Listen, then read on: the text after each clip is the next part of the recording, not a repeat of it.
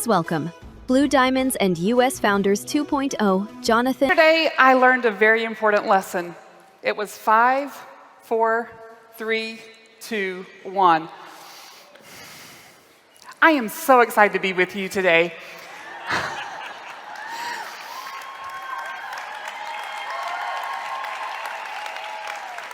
Kevin was born in December 2009, and our world was turned upside down.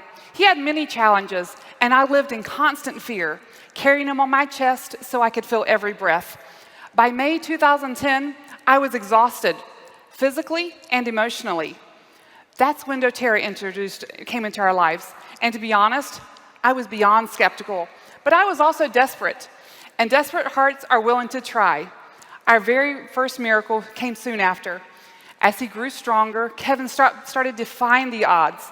The little boy who wasn't supposed to walk or talk now loves to ride his bike, go hiking and play, and also attend doTERRA events. He's full of life.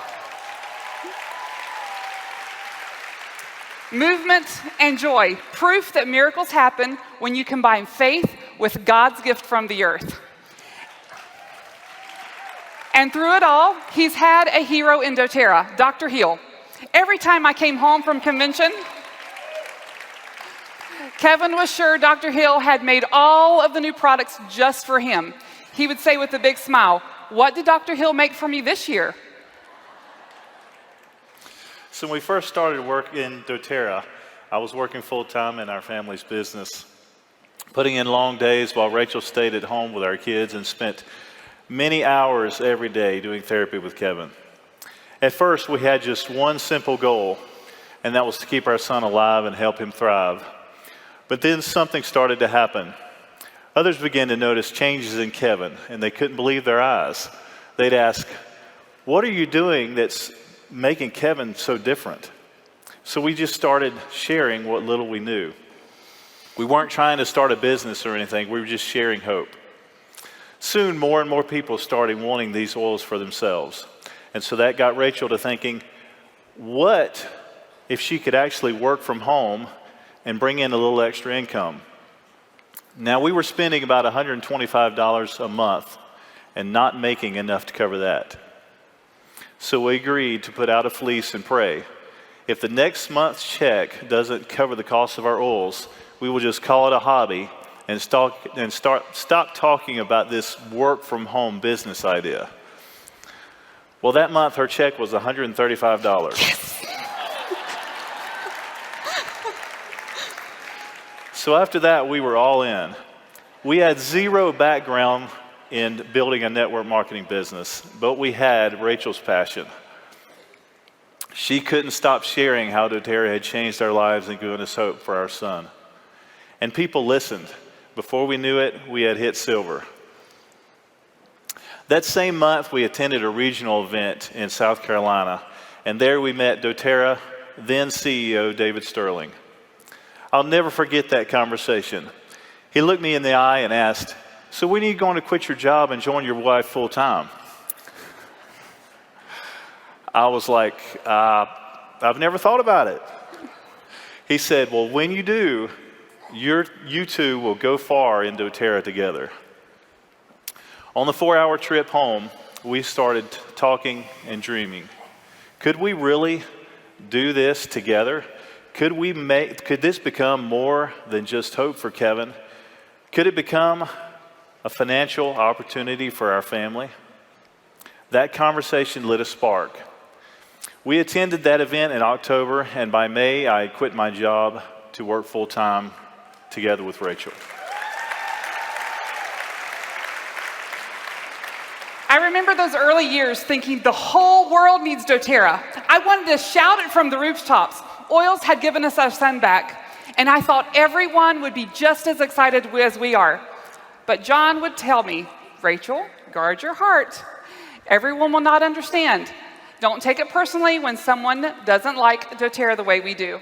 But what I never expected was some of our very dearest friends to turn against us, writing a book and pamphlets, attacking me, attacking doTERRA, and sending them to thousands of people and churches around the world. The betrayal, especially someone within our own community, left us devastated for 5 long years. One day, completely broken, I walked into my dad's office and I said, "I'm done. I can't do this anymore. I'm quitting doTERRA." My dad pointed to a sign on the wall that said, "Nothing God allows us can hurt us unless we take the wrong attitude." Then he said, "Okay, before you quit, let's make a list. Get you a paper here and let's write down every single person that's going to be affected when you walk away." As the names started filling the page, I realized I just couldn't quit. So I started burying my emotions. I remember telling John, "I will fake it until I can make it." And that's exactly what I did. We supported the team we had. We maintained Diamond. We never lost rank. But that desire to keep growing, to chase the next rank, to dream bigger, that part of me was completely gone. I was showing up, but inside I was so empty. After 5 long years of this, we finally realized that something had to change. Our whole family was feeling the weight of it, and it was especially hard on our daughter, Mandy. We started thinking about the long-term effects if we stayed where we were. So we made the hardest decision of our life, and that was to walk away from everything we knew, our family, friends, our comfort zone, and start over. We decided to move to Indiana, bought some beautiful property, and named it Acres of Hope. That place became our safe haven, and our hearts began to heal. Cautiously, we started sharing again, and slowly we began meeting new people, forming new connections, and building with a fresh perspective. And in that new season, our business began to grow again. We finally reached Blue Diamond just in time to attend our first Blue Presidential Diamond trip. That trip was life-changing. It happened to be the year that things were wrapping up for Founder 2.0, and everyone was wanting to know, how many points do you have? Are you going for it? At breakfast one morning, Russell Butters leaned over and said, "Rachel, come on. I think you can make Founder 2.0. How many points do you have?" I had an idea, but I didn't want to know the exact amount. So I had given up on being a top enroller. I didn't want the spotlight on my family ever again. I looked at my points, barely 100, and I needed 1,000. Later that day, while we were at corporate, Emily Wright slipped up beside John and I and asked, "Are you pushing for Founder 2.0? I told her, "We don't really know. There's a lot of pain, and I just can't bring myself to go through that again." She looked at me and said, "So you're going to let one man stop you from fulfilling your dreams?" That summit lit something in us. We came home inspired, determined, and got to work for Founder 2.0. I dove into one-on-ones, got our team moving, and by July 2023, we hit Founder 2.0.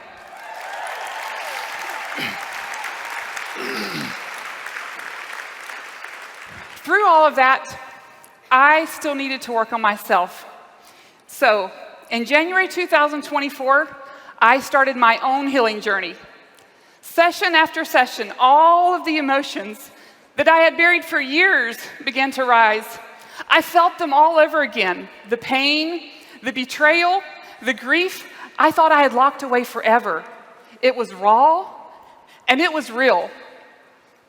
I remember looking at John and saying, "I thought this was supposed to be healing, but I'm just feeling everything again." But as the sessions went on, and I started to experience freedom, I forgave the people who had caused me so much pain.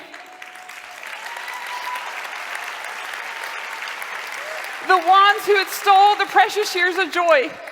And I discovered forgiving wasn't about freeing them, it was about freeing me.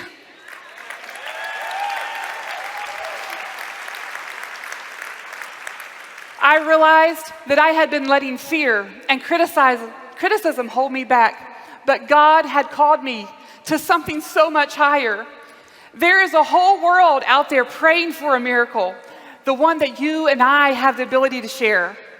Our daughter had watched our entire journey, the pain and the betrayal. She had told me countless times, I will always use the products, but I will never do the business. I don't want to go through what you went through. But as she watched us heal, forgive, and dream again, something shifted in her heart. Last year, her fiance was listening to convention online, and during Christian Resumes session, we started getting text messages. We'd be crazy not to join you in the business. I cried tears of joy. Passing this legacy to our children had always been my dream. From there, Mandy and Willie jumped in with both feet. They were married November 1st, hit silver by the end of the month, joined Silver Club, and not only ranked to platinum, but also won #1 spot in Silver Club 2025.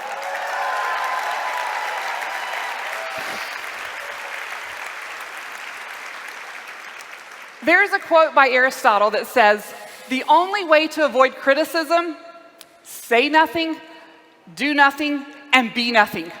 If you're getting criticized, it means that something you're doing matters.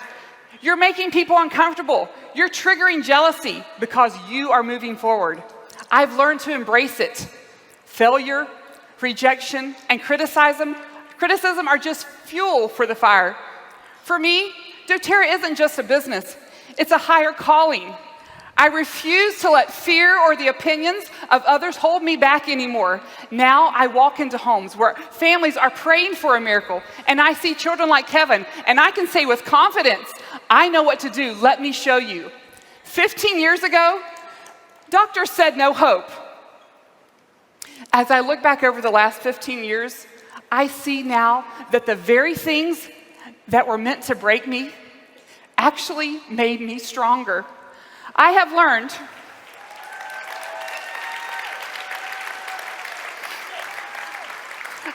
that my calling is bigger than my critics. There is a whole world still praying for the very miracle that we have the ability to share.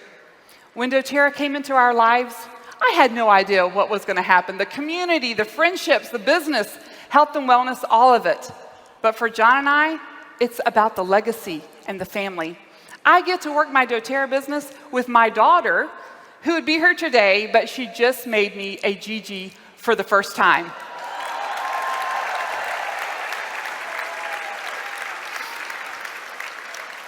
And our son Kevin now gets to travel doTERRA events with us, and today one of his dreams get to come